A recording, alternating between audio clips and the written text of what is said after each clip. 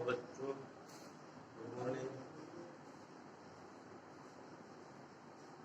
आज पढ़ेंगे हेलो के रासायनिक गुण में एलिमिनेशन रिएक्शन, निराकरण या विलोपन अभिक्रियाएं।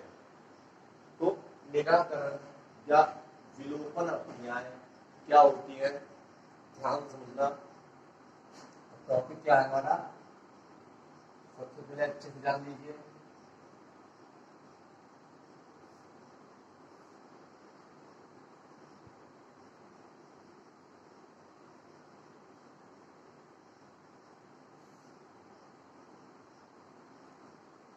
हम रासायनिक गुण पढ़ रहे थे। रासायनिक गुण किसके थे? रासायनिक गुण हमारे हेलो एल्केन के थे।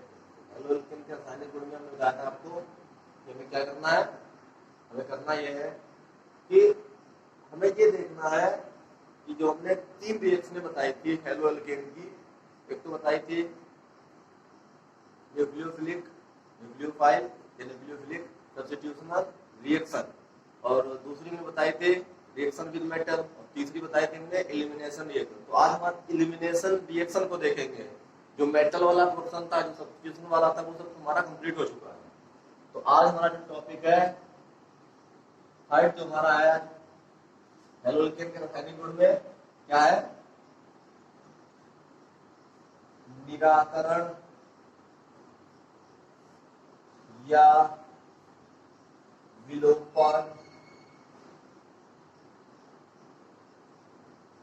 निराकरण या विलोपन अभिक्रिया।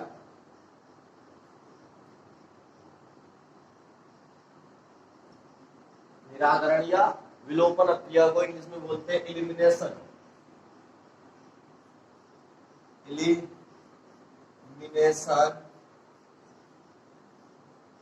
Elimination reaction. एलिमिनेशन रिएक्शन आज हम इनको देखेंगे, एलिमिनेशन रिएक्शन को देखेंगे। तो आज जो है हमारा बेसिक टॉपिक है, मतलब आज हम केवल इसकी जानकारी की बात करेंगे। कुछ आपको इसमें हम लिखाएंगे भी, ठीक है ना। तो पेन और कॉपी को लेकर आपको बैठना है, फेयर कॉपी पे लिखना है आपको ये, ठीक है ना। तो मुझे लगता है जो मैंने वीडियो बनाया है जिसमें जितना लिखने वाला था वो सब आपने लिखा भी है और अच्छे से तैयार भी कर रखा होगा। ये भी आपको क्या करना है, पेन और कॉपी लेकर बैठना है और अच्छे से आपको ये तैयार करना है, ठीक है ना। पेन पे लिखना भी इसको है। तो देखिए, निराकरण या विलोपन अभिक्रिया क्या होता है, एलिमिनेशन। एलिमिनेशन मतलब वे अभिक्रियाएं जिनमें एक बड़े अणु से छोटे अणु का एलिमिनेट होना। एलिमिनेट मतलब निकलना, विलोप होना मतलब वहां से हटना, उस बड़े यौगिक से छोटे अणुओं का निकलना।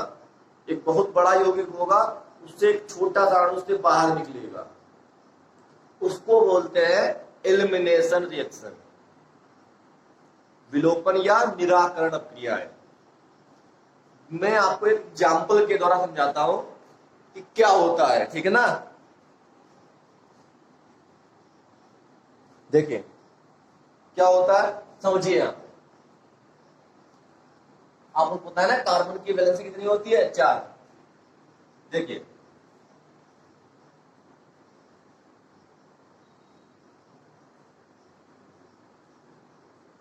एक ऐसा मैंने कंपाउंड माना, ठीक है ना। यहां पर ए है और यहां पर बी है। अब इसमें ऐसा कुछ होगा कि ये दोनों बाहर निकलेंगे। तो ये दोनों जो है ए और बी बाहर निकले,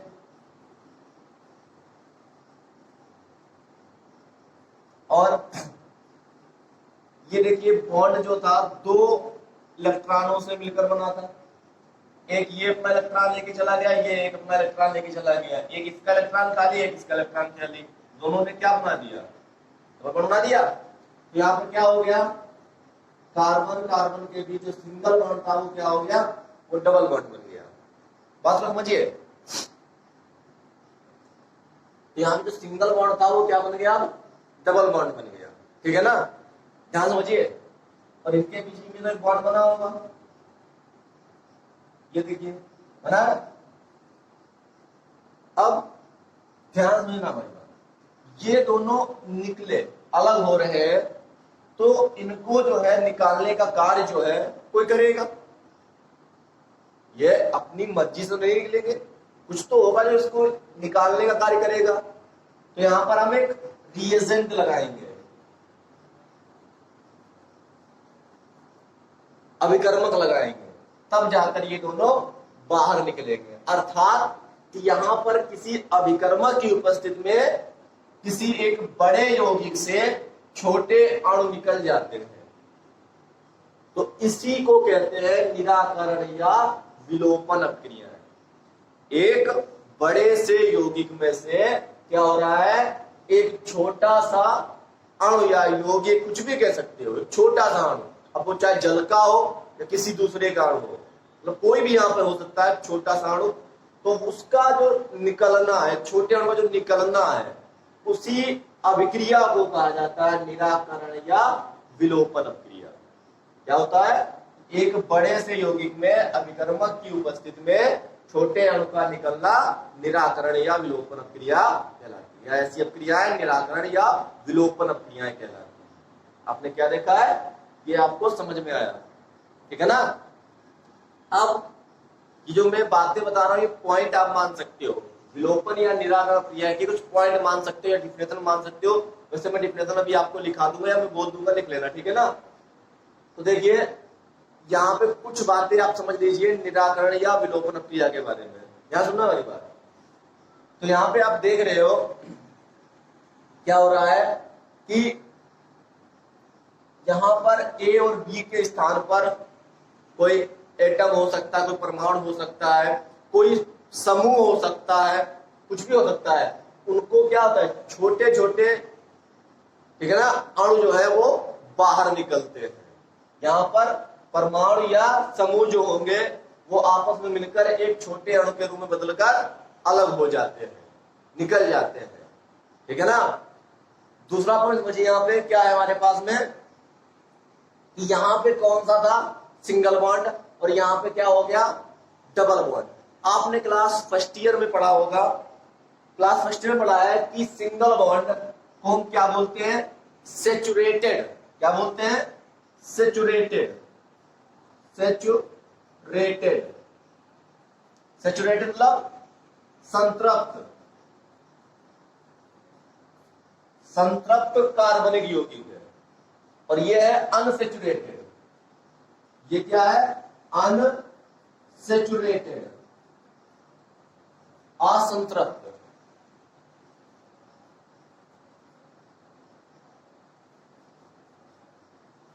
असंतृप्त हाइड्रोकार्बन, और ये संतृप्त हाइड्रोकार्बन। पता है ना, क्लास फर्स्ट ईयर में पढ़ा होगा, संतृप्त असंतृप्त। तो ये देखिए, एक संतृप्त हाइड्रोकार्बन यौगिक से, ठीक है ना, या एक संतृप्त यौगिक से क्या बन गया। अभी देखिए यहाँ पर मैंने वो नहीं लगाया है, एच नहीं लगाया, तो बता रहा हूं कि एक संतृप्त यौगिक से क्या बन रहा है, असंतृप्त यौगिक बना हमारा। एक संतृप्त यौगिक से एक असंतृप्त यौगिक, सेचुरेटेड से अनसेचुरेटेड, मतलब यहां पर निर्माण किसका होता है, एल्कीन का। किससे, अब मैं बताता हूं कि ये क्या है, हेलोल्केन, एल्किल हैलाइड। तो एल्किल हैलाइड से क्या हो रहा है, एक एल्कीन का निर्माण हो रहा है। समझ में बात आई। दो पॉइंट मैंने बताया, कौन कौन से दो पॉइंट बताए हैं समझिए। मैंने पहला पॉइंट बताया है कि यहां पर कोई परमाणु लगा हो सकता है, कोई हो सकता है यहां पर कोई समूह लगा हो, तो वो आपस में मिलकर एक छोटे अणु के रूप में बदलकर निकल जाते हैं, अलग हो जाते हैं, विलोप हो जाते हैं, एलिमिनेट हो जाते हैं।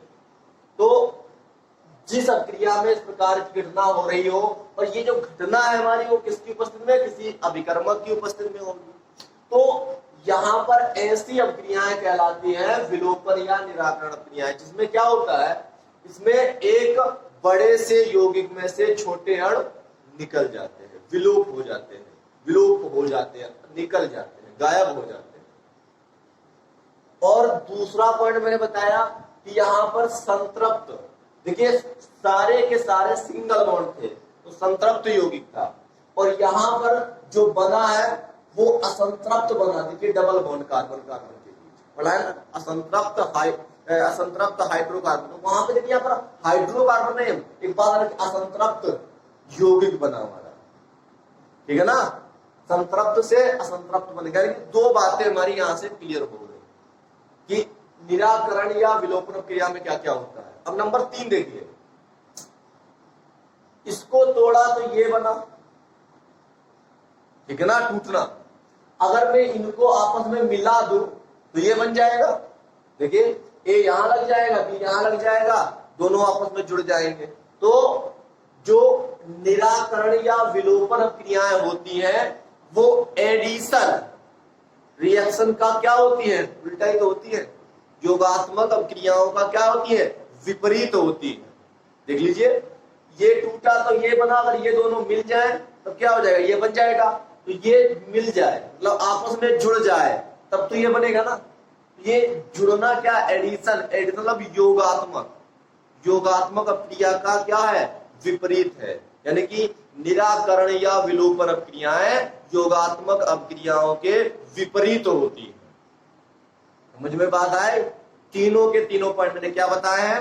पहला पॉइंट बताया है कि एक बड़े से यौगिक में से अभिकर्मक की उपस्थिति में एक छोटा सा अणु बाहर निकलता है या अलग हो जाता है, विलोप हो जाता है, एलिमिनेट हो जाता है। ऐसी अपक्रियाएं निराकरण या विलोपन अपक्रिया कहलाती है।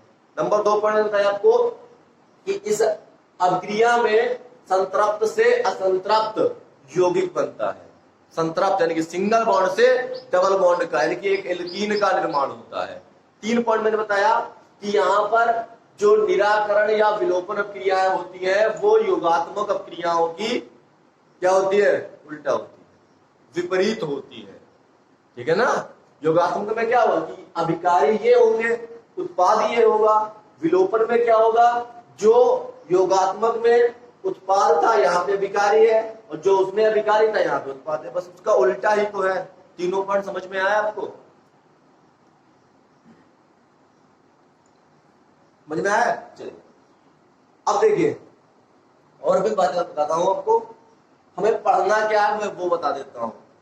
हमें पढ़ना इसमें यह है कि यहाँ पर जो ए और बी है, यहाँ पर आप एक्स ले सकते हो, ओ एक्स ले सकते हो।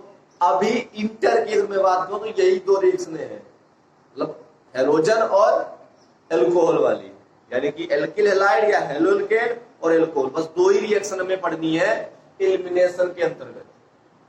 एक हम अभी पढ़ेंगे और एक हम पढ़ेंगे एल्कोहल फिनाल ईथर चैप्टर में। एक बार फिर से यही आएगा तो वहां पे जो है हमें ये रिपीट ना करना पड़े, मतलब आपको बार बार वही चीज में समझानी ना पड़े। मतलब एक बार केवल मैं आपको बता दूं, आपके समझ में आ जाए, इसलिए मैं पहले से ही आपको ये तैयार करवा देता हूँ। ठीक है ना। तो यहाँ पर देखिए मैं अभी हेलोएल्केन में हूँ, यहाँ पे एक बार टॉपिक आया, फिर भी मैं वहां जब जाऊंगा एल्कोहल फिनाल ईथर रिलेशन में तो वहां पर भी आएगा। तो यहाँ पे समझ लीजिए, वहां पे आपको दिक्कत नहीं होगी। यहाँ पे मैंने क्या समझा कि एलिमिनेशन रिएक्शन में कहाँ पढ़नी है। एक तो हेलोएल्केन और हेलोरीन चैप्टर में पढ़नी है, यानी कि हेलोएल्केन के लिए पढ़नी है। फिर दूसरा में किसी के लिए एल्कोहल के लिए पढ़नी है। तो ये 2 ही में होगी, हेलोएल्केन और एल्कोहल में। ठीक है ना।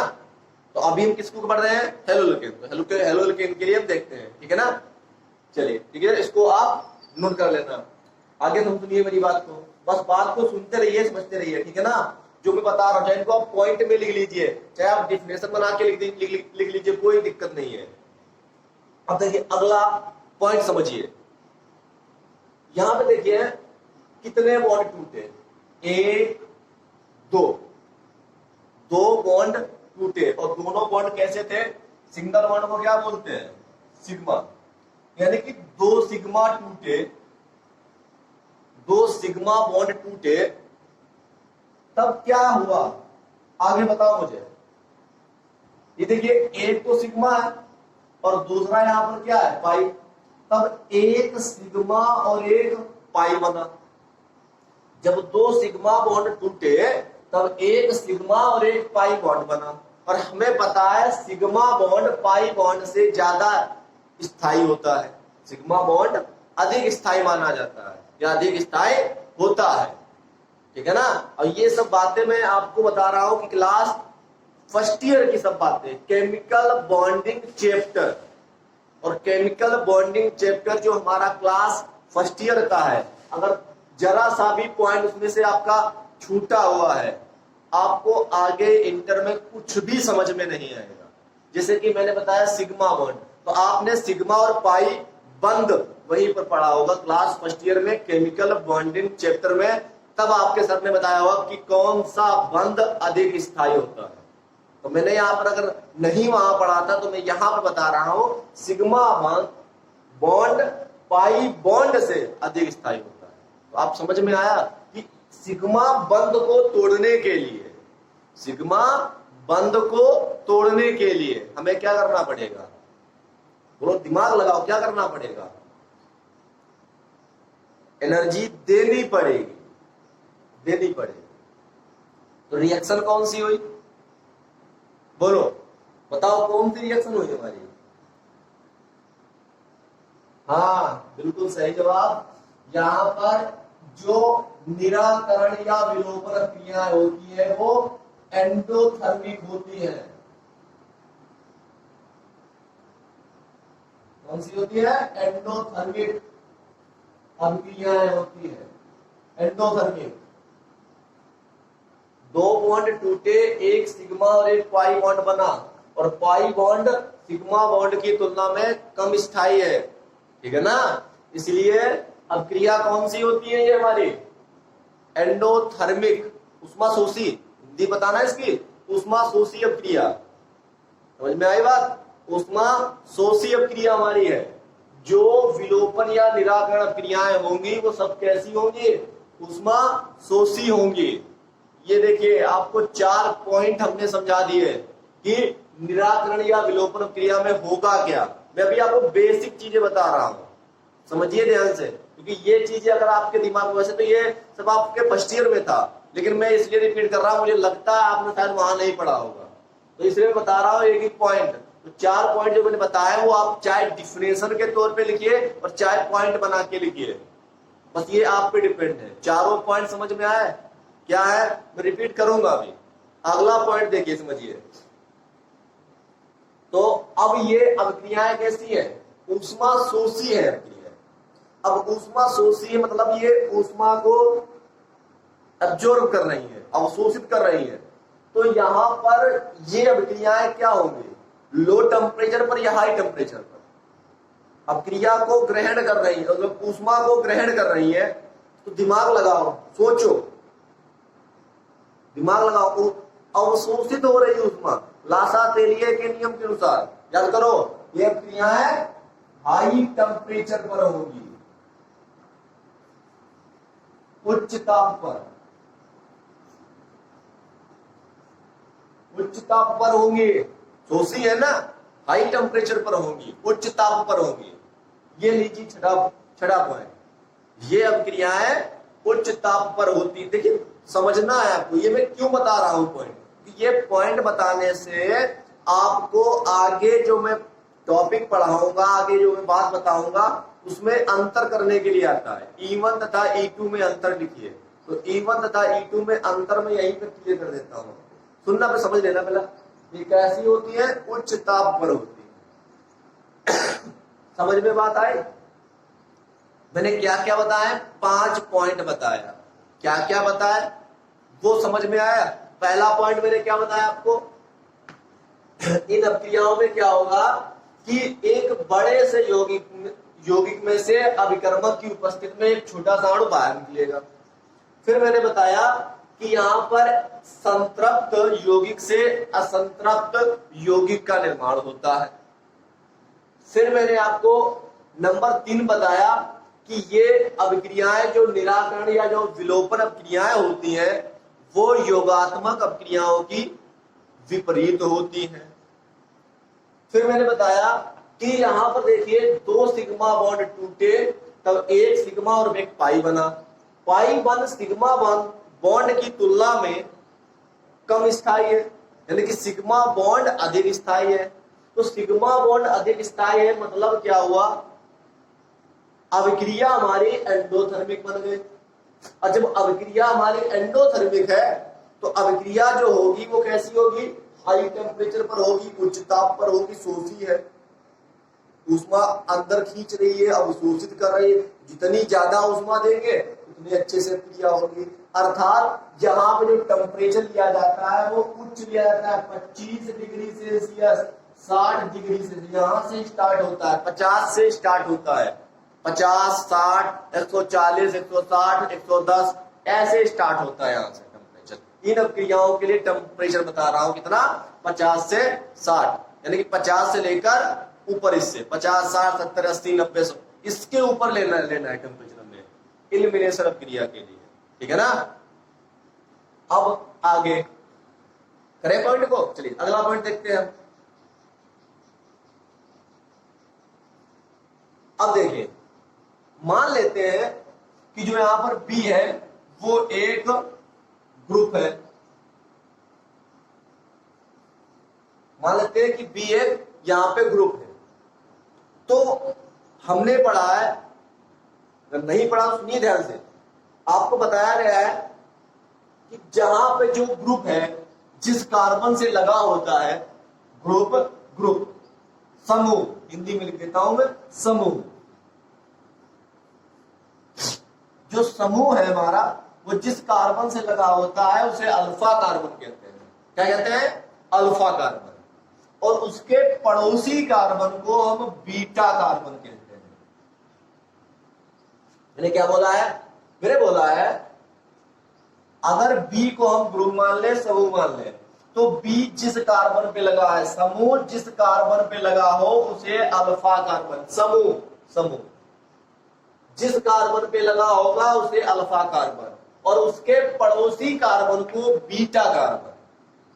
बात समझ में आई ना, क्या बोला है, समूह जिस कार्बन से लगा होगा उस कार्बन को अल्फा, उसके पड़ोसी को बीटा कार्बन कहते हैं, और उसके भी पड़ोसी को गामा कहते हैं कार्बन, ठीक है ना।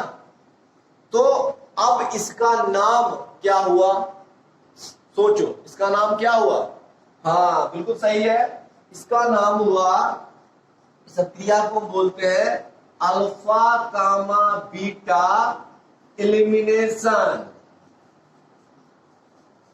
Alpha gamma beta elimination, alpha gamma beta विलोपन बोलते हैं इसको।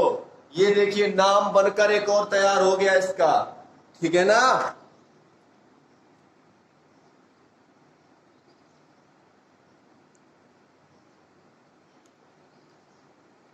तैयार हो गया, क्यों, अल्फा बीटा एलिमिनेशन। मुझे लगता है ये जो मैंने आपको 6 पॉइंट बताए हैं आपको समझ में आया है। अगला पॉइंट ले,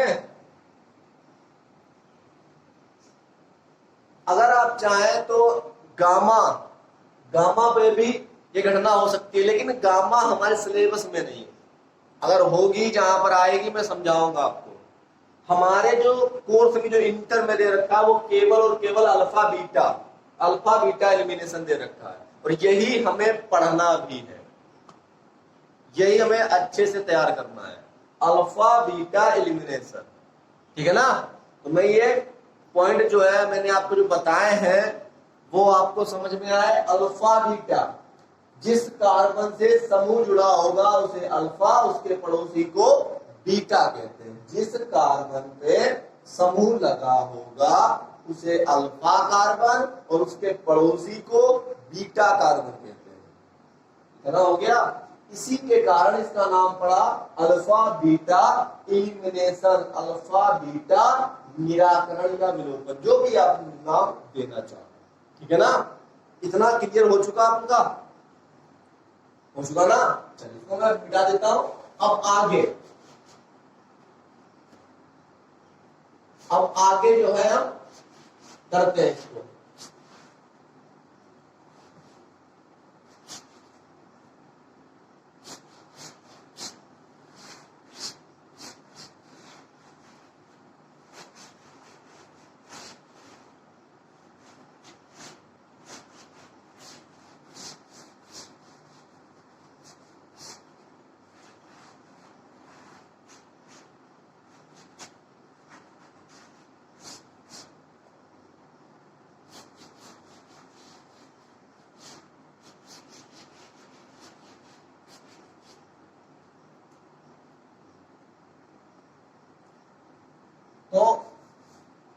हमने देखा अल्फा कामा बीटा एलिमिनेशन,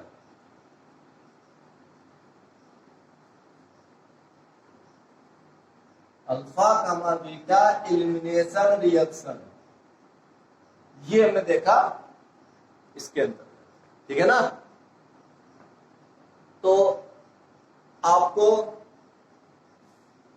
आदत लिखने की, ठीक है ना। तो मैं सबसे पहले मैं आपको इसकी जो है डिफिनेशन लिखा देता हूं, ठीक है ना। ध्यान सुनना मेरी बात को। इसके क्या लिखना, डिफिनेशन लिखना, निराकरण या विलोपन क्रिया की डिफिनेशन को मैं बोल देता हूं एक बार, आप अच्छे से लिख लेना, फिर मैं इसको कंप्लीट करूंगा, ठीक है ना। फिर इसको मैं आगे समझाऊंगा। वे अभिक्रियाएं जिनमें किसी यौगिक से, क्या बोला है, वे अभिक्रियाएं, वे अभिक्रियाएं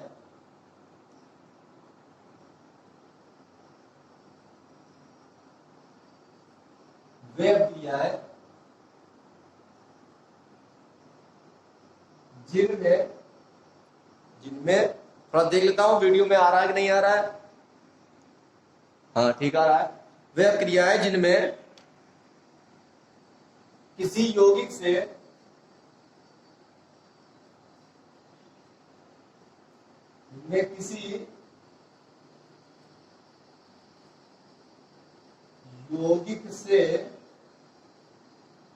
ठीक है ना, यौगिक से, मैंने क्या बोला था, वे क्रियाएं जिनमें किसी यौगिक से परमाणु था, परमाणु या समूह, परमाणु या समूह, ठीक है ना, परमाणु या समूह यौगिक से कम होता है,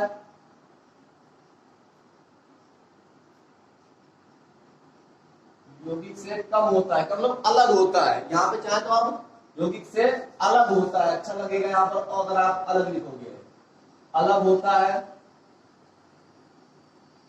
अलग होता है, निराकरण या विलोपन, निराकरण या विलोपन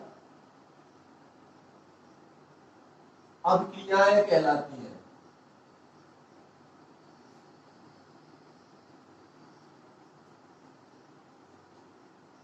ठीक है ना। तो ये इसकी मैंने डिफिनेशन लिख दी, और एग्जांपल मैंने आपको समझाया था, वो आप कर सकते हो, बाद में कर लो तब भी कोई फर्क नहीं, बस जो पॉइंट बताए हैं उन पॉइंटों को इसकी जो डिफिनेशन मैंने लिखा है इसकी, उसी के नीचे लिखना, वो पॉइंट जो मैंने बताए हैं आपको, ठीक है ना, वो पॉइंट इसी के नीचे जरूर लिख लेना। अब चाहे तो वो सारे के सारे पॉइंट इसमें जोड़ सकते हो, नहीं समझ में आया, इसके आगे पॉइंट जोड़ दीजिए, डिफिनेशन और बना लीजिए अपने आप, अथवा में डाल के डिफिनेशन अपने आप लिख लीजिए और बना लीजिए। अब बात आती है अल्फा बीटा एलिमिनेशन रिएक्शन की, वो नेक्स्ट पार्ट में करेंगे इसके, ठीक है ना, अगले वीडियो में करेंगे।